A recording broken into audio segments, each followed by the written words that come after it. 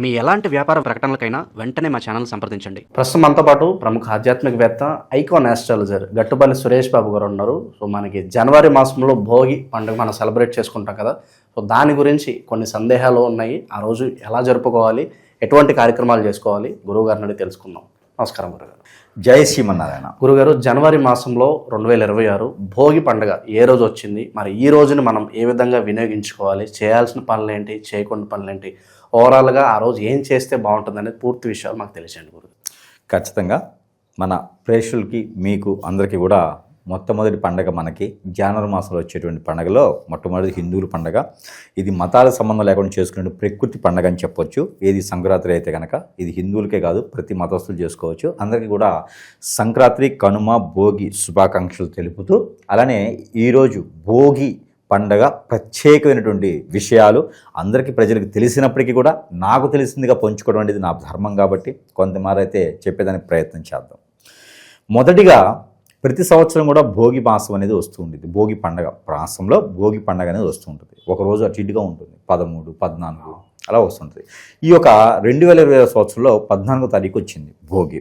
ఇక ప్రతి ఒక్కరు కూడా ఈ భోగిని పండగని వినియోగించుకోవడానికి కారణం, అసలు ఎందుకు వినియోగించడం మనం ముందుగా వెళ్ళినట్టయితే కనుక ఇక్కడ మనం ఒకసారి సమయం చూసినట్టయితే కనుక ఉదయం 3:20 నుంచి భోగి అనేది సంచరిస్తూ ఉంటుంది.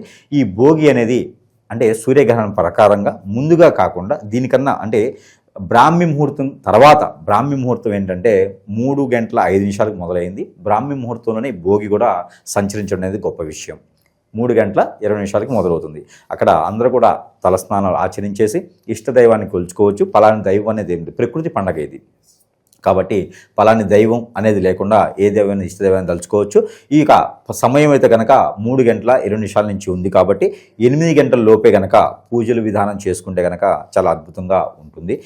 భోగి మంటలో గురుగారు చాలా వరకు పాత వస్తువులు వేస్తూ ఉంటారు. అసలు శాస్త్రం ప్రకారం మనం ఏ వస్తువులు వేయాలి, ఏ వస్తువులు వేస్తే మనకు బాగుంటుంది అంటారు? అంటే ముఖ్యంగా మనం చూసుకున్నట్టయితే కనుక ఇది మనం అనుకున్నాం ప్రకృతికి సంబంధించిన పండగ అని.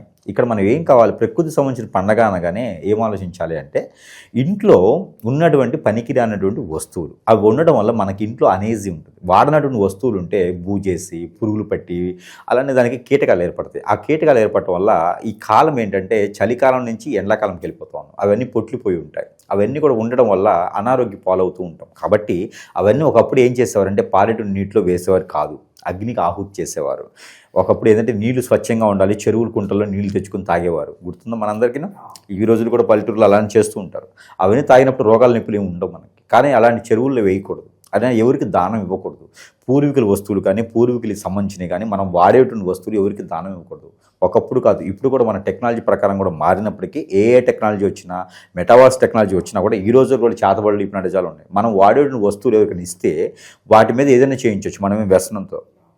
ఇవన్నీ మూఢనమ్మకాలు కాదండి, వాస్తవాలు. మన పెద్దవాళ్ళు మనకి చెప్పినటువంటి పాఠాలు ఇవి. మన వస్తువులు ఎవరికైనా ఇవ్వండి, ఖచ్చితంగా 2 రోజు మీకు జ్వరమో ఫీవరో లేకపోతే తలనొప్పి వస్తుంది. ఆ వస్తువుతో వాడు ఏం చేస్తాడో తెలియదు. కాబట్టి ఎవరికి కూడా మనం వాడుకునే వస్తువులు ఇవ్వకూడదు. అలాంటి వస్తువులు ఇంట్లో మనం వాడినే ఉంటాయి కదా పాతవి, అవన్నీ కూడా అగ్ని ఆహుతి చేయాలి. ఆహుతి చేయాలంటే మనకి ప్రకృతికి సంబంధించిన పండగ భోగి. భోగి పండగ రోజే చేయాల్సిన అవసరం ఏంటి, ఎప్పుడైనా తగలట్టవచ్చు కదా అంటారు. దానికి సందర్భం ఉంది. భోగి అనగానే ఇక్కడ ధనుసు రాశిలో ఉన్నటువంటి రవి భగవానుడు మకర రాశికి సంచరిస్తూ ఉంటాడు. ఈ సంచరించేటువంటి సమయంలో ఈ చలి ఉండేటువంటి కాలం మారుతూ ఉంటుంది. ఎండాకాలం వచ్చేటువంటి సమయం అది. ఇక్కడ ఋతువులు మారుతూ ఉంటాయి. ఈ ఋతువులు మారేటువంటి సమయంలో ఈ చలి చిమచిమా అంటూ వెళ్తుంది. ఈ చలి చిమచిమా అంటూ వెళ్ళే సమయానికి మన బాడీలో చర్మం అంతా పగిలి ఉంటుంది. చలికాలంలో బాడీలో చర్మం అంతా పగిలి రంధ్రాలు పడేసి లోపల నుంచి బ్లడ్ కూడా వస్తుంటుంది. ఒక్కొక్కరికి స్కిన్కి సంబంధించినది, చర్మం పొడిగా ఉన్న వారికి అయితే ఆ ఫేస్ కూడా అంగవైకల్యంగా ఏదో పెద్దవారి లాగాన ఉండిపోతుంది. చలికాలం మొత్తం అలానే ఉండిపోతాం. అయితే దేవుని సంబంధించిన దీక్షలో చాలామంది ఉంటారు. చలికాలంలోనే మాలలు వేసుకుంటూ దీక్ష తీసుకుంటూ ఉంటారు. వీరికి స్టమక్లో లోపల గ్యాస్ట్రిక్ ట్రబుల్, స్టమక్లో అరకపోవటం, లివర్ కిడ్నీ సమస్యలతో చాలామంది బాధపడుతూ ఉంటారు. ఎందుకంటే సరిగా తినరు, అరగదని చెప్పేసి చలికాలంలో సరిగా తినకపోవటం, ప్రికాషన్స్ తీసుకోలేకపోవటం, దీక్షలు చేయటం, దేవుని ధ్యానంలో ఉండటం ఇలా ఉంటారు. వారిగా పట్టించుకోరు. తల్లి సన్నీ స్నానం చేసేవటం ఇలాంటి వారికి కొంతమంది చాలామంది ఉంటారు. వీరందరికీ కూడా ఒకేసారి మనం తినడం ద్వారా 4 రోజులు మీరు తినకుండా ఉన్నారంటే 4 రోజులు మీరు తినగలుగుతారా? తినలేరు. ఒకే రోజు తినాలంటే తినలేరు. కాబట్టి అన్నీ కూడా లూజ్ అయిపోవాలి, మనకి బాడీ అంతా కూడా మన ఫిట్నెస్ రావాలి, మన బాడీ మన పూర్వచర్మం కావాలి. కాబట్టి ఆ అగ్నికి హావుతవుతూ ఇవన్నీ వస్తువులు అగ్ని హావుతవుతూ మనం ఆవిరి తీసుకుంటూ ఉంటే మనలో ఉన్నటువంటి నెగిటివిటీతో పాటు ఏదైనా చెడు క్రియలు ఉన్న వాటితో పాటు మనలో ఉన్నటువంటి దీక్ష తీసుకుంటాం కదా, ఆ దేవుని అనుగ్రహం మనకు కావాలి అంటే అగ్నిహోత్ర చేయాలి. అగ్నిహోత్ర అంటే మన ఒకప్పుడు గురువులు చేసేవారు అగ్నిహోత్ర. ఈ రోజుల్లో ఏ దరిద్రుడు చేయట్లా. అగ్నిహోత్ర అని ఉండేది. అగ్నిహోత్ర అంటే మనం ఏదైనా సాధన చేసేప్పుడు, నేర్చుకునేటప్పుడు, మనం ఏదైనా కోరినప్పుడు, కోరికలు తీరాలి అని పెళ్లిలో అగ్నిహోత్రం చేస్తారు, హోమగుండం దాలుస్తారు. అదేవిధంగా ఒకప్పుడు మనకి ఏదైనా కార్యాచరణ కావాలంటే అగ్నిహోత్రం చేసుకోండి అని చెప్తారు. జంజం చేసుకొని, సంజీవదనం చేసుకొని అగ్నిహోత్రం చేసుకోండి అని చెప్తారు. ఈ రోజుల్లో చెప్పేనాదు లేడు, దాని మంత్రోచ్చారణ లేదు, చేసేవాళ్ళు లేడు. ఉన్నారు ఎక్కడో దగ్గర, వాళ్ళు కనపడరు బయటికి. నా మంచి వాళ్ళు ఉన్నారు, వాళ్ళు బయటికి కనపడరు. పనికిరాని పబ్లిసిటీ చేస్తూ ఉంటారు అన్నమాట, పనికిరాని వాళ్ళు, వాళ్ళకి ఏం తెలియదు వాళ్ళు. అయితే ఈ అగ్నిహోత్ర అనే దానికి ఎవరు చేసుకోలేరు. అప్పుడు రాజులు, మంత్రులు, లేదంటే మంచి స్థానంలో ఉన్నవారు, మన కామన్ గురువులు చేసేవారు, అగ్నిహోత్ర చేసేవారు. అప్పుడు అగ్నిహోత్ర చేస్తూ వారి వరకు బాగుంటుంది. మామూలుగా జనానికి కూడా బాగుండాలి కదా అనేటువంటి దాంట్లో ఇది ప్రకృతి సంబంధించింది. కాబట్టి మనలో ఉన్నటువంటి అనేజీ అంతా పోయేసి ఆ దేవుడు అనుగ్రహం కూడా కావాలి కదా. అగ్నిహోత్రం చేయడంతో దేవుని అనుగ్రహం పూర్తిగా పొందుతాం. ఎలాగంటే మనలో ఉన్నటువంటి నెగిటివిటీ పోవాలి, అది అగ్నితో పోతుంది. మనం వాడి వదిలేసిన వస్తువులు ఉన్నాయి కదా, అవన్నీ తగలబెట్టడంతో అక్కడ నెగిటివిటీ పోతుంది అది. కాబట్టి ఆ నెగిటివిటీ పోయి మనలో పాజిటివిటీ వచ్చేసి అప్పుడు మనం చేసినటువంటి చలికాలంలో చేసినటువంటి దానము, యజ్ఞము, యాగము, హోమము, దీక్ష, పూజ, ఈ ఫలాలన్నీ కావాలంటే అగ్నిహోత్రం కింద ఉండాలి. అందుకే మతానికి కులానికి సంబంధం లేని పండగ సంకురాత్రి. దాంట్లో మొట్టమొదటి భోగి. కాబట్టి ఈ అగ్నిహోత్రం మంచిది. మరొకటి, ఒకప్పుడు అగ్నిహోత్రం అంటే ఎలా చేసేవారంటే, ఇప్పుడు అదే భోగి మంటలు ఎలా వేసేవారంటే మంచి గంధపు చెక్కలు. ఈరోజు గంధం పట్టుకుంటూ కొడతారు, పోలీస్ కేసులు అవుతాయి. ఒకప్పుడు ఇళ్లలో పెంచుకునేవారు, గంధాన్ని వాడుకునేవారు, సాదేవారు, అదే వాడేవారు. దేవుని కూడా అదే వాడేవారు, గంధమే.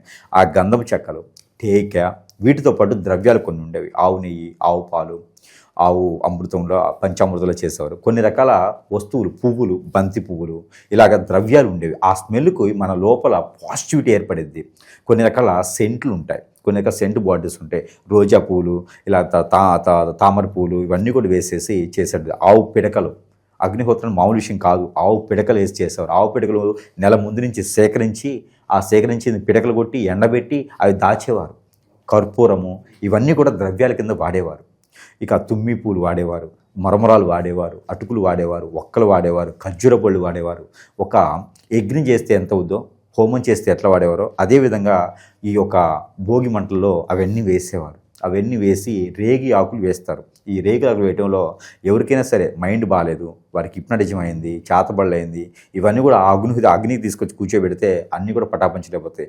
గురువు దగ్గర లక్షలు ఇచ్చే అవసరం లేదు. అయితే ఇవి చేయడం ద్వారా మంచి జరుగుతుందని చేస్తూ ఉంటారు. వాటి మీద నీళ్లు కాస్తారు.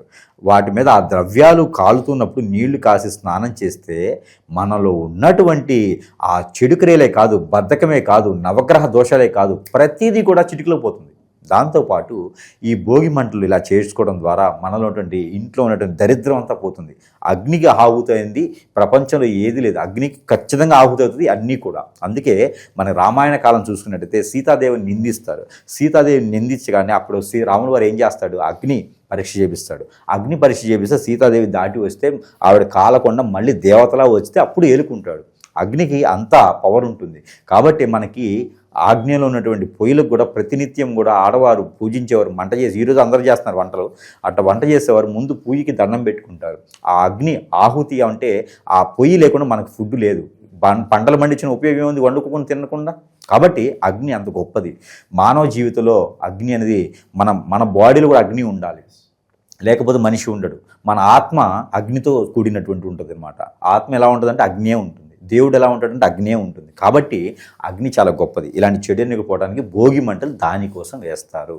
ఇంకా చెప్పుకున్న పోతే భోగి మంటలు రోజంతా పడుతుంది. ఇంకా విశేషంగా గురుగారు భోగి పళ్ళు పోస్తూ ఉంటారు చిన్నపిల్లలకి. ప్రత్యేకంగా రేగి పళ్ళనే పోయడానికి ఏదన్నా కారణం ఉందా? దీని వెనుకున్న సైన్స్ ఏంటంటే, దీని వెనుకున్న సైన్స్ ఏంటంటే రేగి పళ్ళు అనేటప్పటికీ మనకి చూసుకుంటే కనుక రేగి పళ్ళులో కొన్ని రకాలైన శక్తులు రావు. రేగి పళ్ళు పాజిటివిటీ. ఎప్పుడైనా మీరు సంవత్సరానికి ఒకసారి వచ్చిన రేగి పళ్ళుని తినండి. దీక్ష తీసుకునే వాళ్ళకి కూడా రేగిపళ్ళు పెట్టమని చెప్తారు. రేగిపళ్ళులో ఈ vitamin D vitamin E, vitamin సితో పాటు విటమిన్ 2 కూడా ఉంటుంది.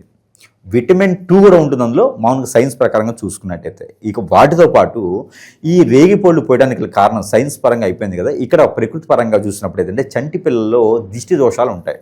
వారికి పిల్లలు పుట్టగానే 5 సంవత్సరాల లోపు 10 సంవత్సరాల లోపు ఒక్కొక్కరు చాలా బుద్దుగా మొద్దుగా ముద్దొస్తూ ఉంటారు అన్నమాట. చంటి పిల్లలు, ఆడపిల్లలు కానీ మగపిల్లలు కానీ ఆ హెయిర్ స్టైల్ కావచ్చు, ఆ డ్రెస్సింగ్ స్టైలు, వాళ్ళు మాట్లాడే విధానం, వాళ్ళు నవ్వే విధానం, చలాకీతనము, వారికి కపటం లేని మనస్తత్వం, ఇవన్నీ కూడా మనకి వాళ్ళు చూస్తే చాలా ముద్దు వస్తుంటారు. డాల్స్ లాగా ఉంటారు కదా, ముద్దు వచ్చి ఉండేటప్పటికీ చాలామంది కళ్ళు పట్టడంతో వారు ఎదగరు, ఏడుస్తూ ఉంటారు. నేలపడతనం, వారికి మైండ్ ఉండదు, మాటలు రావు. చాలామంది దిష్టి దోషాలతో ఏర్పడుతూ ఉంటారన్నమాట. దాంతోపాటు నవగ్రహ దోషాలు కూడా ఉంటాయి. ఇవన్నీ కూడా రేగిపళ్ళు చెట్ల కాడికి దెయ్యాల భూతాలు రావు. వాటిలో పవర్ ఏంటంటే రేగిపళ్ళు ఆకులు కానీ రేగిపళ్ళు కానీ వాటికి పవర్ ఎక్కువ ఉంటుంది, పాజిటివిటీ చేసే పవర్ వాటికి ఉంటుంది. కాబట్టి ఆ పళ్ళు తీసుకొచ్చి చంటి పిల్లలకి దిష్టి పోవడానికి అని చెప్పి వారికి అన్ని కలకాలం బాగుండాలి అని చెప్పని దేవాదేవునికి దండం పెట్టుకొని ఆ రేగి పళ్ళుని భోగి పళ్ళుగా భోగి రోజున వాటికి తలస్నానం చేయించి తల మీద పోసేటువంటి విధానం ఏర్పడుతుంది. తరంబరాల్లాగా రేగి పళ్ళు పోస్తారు. ఆ రేగి పళ్ళుతో పాటు రేగి పళ్ళ ఒక ఆకు కూడా వేస్తే చాలా మంచిది. దాంతోపాటు గురిగింజలు, నల్ల గురిగింజలు, తెల్ల గురిగింజలు, ఎరుపు నలుపు గురిగింజలు కూడా వాటితో పాటు వేయటం ద్వారా వారికి జీవితంలో ఎప్పుడు కూడా చెడు వ్యసనాలకు కానీ వెళ్ళరు, చెడు వాటికి బానిసవరు, చెడు క్రియలు వాటి మీద జరగవు. ఆత్మలు బోధించినటువంటిగా ఆత్మలు, దెయ్యాలు, భూతాలు లాంటివి చెడు వాళ్ళ మీదకి రాదు. ఎక్కడైనా ప్రతి ప్లేస్ ఒకేలా ఉండదు. కాబట్టి ఆ పిల్లలకి ఏం కాకుండా గండాలు ఏం రాకుండా ఉండేందుకు భోగిపళ్ళు పోసేటువంటి విధానం అయితే ఏర్పడింది. కాబట్టి ప్రతి ఒక్కరు కూడా మతానికి సంబంధం లేని విషయం, ప్రకృతికి సంబంధించిన పండుగ కాబట్టి భోగిపళ్ళని ప్రతి ఒక్కరు పోయాలి. ముసలివాళ్ళు, పెద్దవాళ్ళు, చిన్నవాళ్ళు, పిల్లలు, ఎవరికైనా సరే బాగలేదా, ఎవరికైనా సరే మీకు ఏదైనా అష్టదిబ్బంది అయ్యి ఇబ్బంది పడుతున్నారా, జాతకంతో సంబంధం లేకుండా ఉందా, మీకు ప్రత్యేకమైన పరిహారం తెలుసా అండి? భోగి రోజున రేగి ఆకులు తెచ్చుకొని నీళ్ళలో వేచి కాయాలి. మందార ఆకులు, మందార పువ్వులు, రేగి ఆకులు నీళ్ళలో వేచి కాచి ఉప్పు కొంచెం, మెంతులు కొంచెం వేసి కాయాలి. ఆ నీటిని కనుక స్నానం చేస్తే మనలో ఉన్నటువంటి క్రామక్రోధాలే కాదు, ఆరోగ్య సమస్యలే కాదు, మనలో ఉన్నటువంటి దెయ్యాలు, భూతాలు, పిచాచులు, ఆత్మలు, కొరిమి దెయ్యాలు ఇలాంటివి పట్టినవన్నీ ఉన్నా అవన్నీ కూడా ఇలా చిటికలు వెళ్ళిపోతాయి. కాబట్టి ఎవరైనా ప్రయత్నించి చూడండి. ముసలి వాళ్ళకి ఆరోగ్యం బాలన్నా కూడా ఇది చేయొచ్చు. మంచి పరిహారం అన్నమాట ఇది. కాబట్టి పిల్లలకి భోగిపళ్ళు పోయటం ఆరోగ్యకరం, బాగా మంచిది. కాబట్టి ఇది భోగిపళ్ళు ఆ రోజు పోస్తే చాలా మంచిది. ఇంకా విశేషంగా గురుగారు, ఆ భోగి మంటల దగ్గర ఇంటిళ్ళ పాది కూడా దిష్టి తీసుకుని మంటల్లో పడేస్తూ ఉంటారు. అలా చేయడం ద్వారా నరఘోష, నరదిష్టి అంతా సంవత్సరం అంతా ఉండదని నమ్మకంగా భావించవచ్చు అంటారు. ఇప్పుడు మనకి అంజీర్ అని దొరుకుతాయి, దాని సంస్కృతి అంజీర్ అని ఉంటుంది అన్నమాట. ఇలాంటి పళ్ళతో దిష్టి తీసుకుంటూ ఉంటారు. ఎందుకంటే మనలో ఉన్నటువంటి చెడు క్రియలన్నీ పోవాలని. మేరేడు పండులో ఉన్న పురుగుల్లాగా ఉండేటువంటి మనస్సు మనది. కళ్ళు చెడ్డవి, ముక్కు చెడ్డది, నోరు చెడ్డది, చెవులు ఇంకా చెడ్డవి. కాబట్టి అవన్నీ కూడా వాటి వలన మనకి ఎలాంటి ఇబ్బంది కలగకూడదు, నాలో ఉన్నటువంటి నెగిటివిటీ తీసేయి అనేటువంటిది ఆ ఒక తత్వం ఎక్కడుందంటే మేడి పండులో ఉంటుంది. ఎందుకంటే ఇంకో విషయం, మేడి చెట్టు కింద మరో చెట్టు మొలవదు. బాగా గుర్తుపెట్టుకోండి, మేడి చెట్టు అంత గొప్పదనమాట. ఆ చెట్టు కింద ఇంకెవరికి నీడవ్వదు. అందుకొని అలాంటి బుద్ధి నాకు వద్దురా బాబు అనుకొని వాటితో దిష్టి తీసుకొని నాకు మంచి మనసు ఇవ్వు నాయనా అని చెప్పేసి అని ఆ దిష్టి పోవాలి అని ఇంటికి తీస్తారు.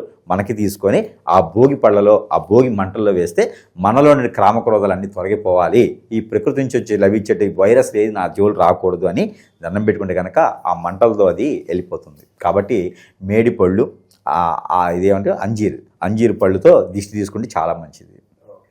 ఇక విశేషంగా గురుగారు, భోగి రోజు ప్రతి ఒక్కరికి కూడా మంచి జరగాలంటే మనం కూడా కొన్ని నియమాలు పాటించాలి. చేయాల్సిన పనులు ఏంటి, చేయకూడని పనులు ఏంటి? ఆ రోజు పేదవారికి దానం చేస్తే చాలా మంచిది. పితృలకి తలుచుకొని ఎక్కడైనా నదీ స్నానం ఆచరిస్తే చాలా మంచిది. అలానే పితృల పేరుతో ఎవరికైనా అనాథాశ్రమాలు, ట్రస్టులు, బస్ స్టాపులు ఇలాంటివి కడితే ఇంకా మంచిది. జీవితకాలం అన్నశాల కట్టితే ఇంకా మంచిది. గోశాలకు దానం చేస్తే మంచిది. ఆ రోజు చేయాల్సినటువంటి దానాలు. మనం ఎన్నో సంపాదిస్తుంటాం, ఎన్నో పోగొట్టుకుంటుంటాం, పితృల గురించి ఆలోచించాం. ఆ రోజు కనుక చేసుకోసం పాటించవలసిన నియమం, ఆ రోజు నాన్ వెజ్ భుజించకూడదు. ఆ రోజున ఏది ప్యాకెట్ లాంటి, జోదం లాంటివి ఆడకూడదు. కోడి పందాలన్నీ పెట్టకూడదు. వాస్తవంగా అయితే పెట్టకూడదు. ఇక్కడ పెడుతూ ఉంటారు మన ప్రాంతాల్లో అయితే. అవి పెట్టి చేయకూడదు. ఎందుకంటే పెద్దలు శోభిస్తూ ఉంటారు.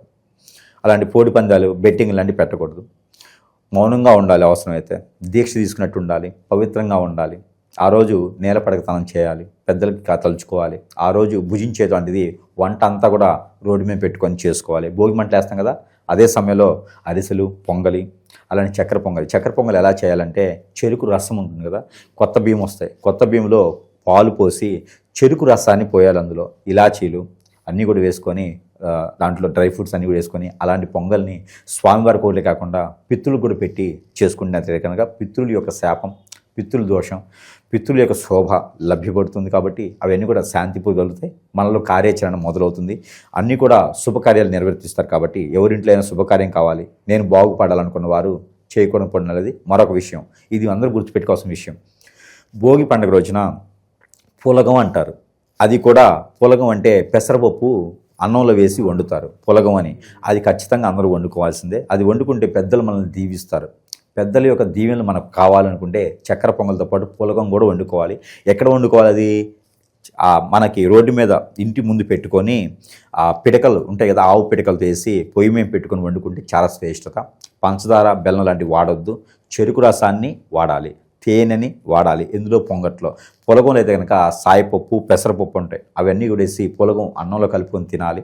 తిన్న తర్వాత ప్రతి ఒక్కరు ఇది పని చేయాలి.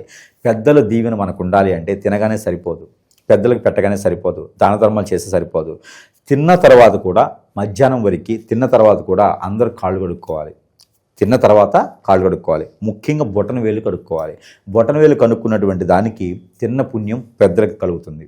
కాబట్టి పెద్దలు కూడా వాడు కడుపు నిండితే మన కడుపు నిండుతుంది, మన కార్యాచరణ చేస్తారు. కాబట్టి పెద్దలకి ఆరోగ్యం, పెద్దలకి దీవెనలు, పెద్దలు మన మీద శుభదృష్టితో చూడాలి అంటే కనుక మనం మధ్యాహ్నం టైంలో తిన్నటువంటి దాన్ని తినడం అయిపోయిన తర్వాత కాళ్ళు కూడా కడుక్కోవాలి. చెయ్యి ఒకటే కాదు, కాళ్ళు కూడా కడుక్కోవాలి. ముఖ్యంగా బొటన వేలు కడుక్కోవాలి. ఇది భోగి పండుగ రోజున ప్రతి ఒక్కరు కూడా ఆచరించవలసినటువంటి నియమం. ఇది చేస్తే పెద్దల దీవెనలు ఉంటే పితృదోషాలు పోతాయి.